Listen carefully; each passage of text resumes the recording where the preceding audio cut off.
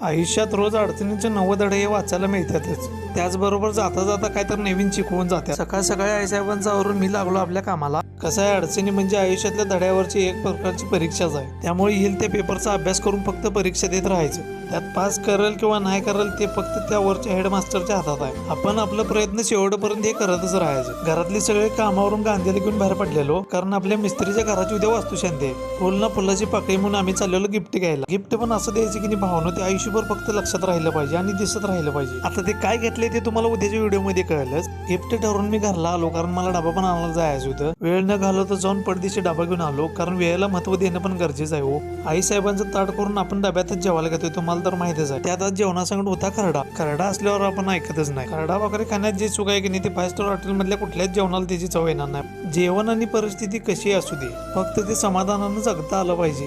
बाकी रोज नवीन नवीन काहीतरी शिकवायला आपलं आयुष्य आहेच.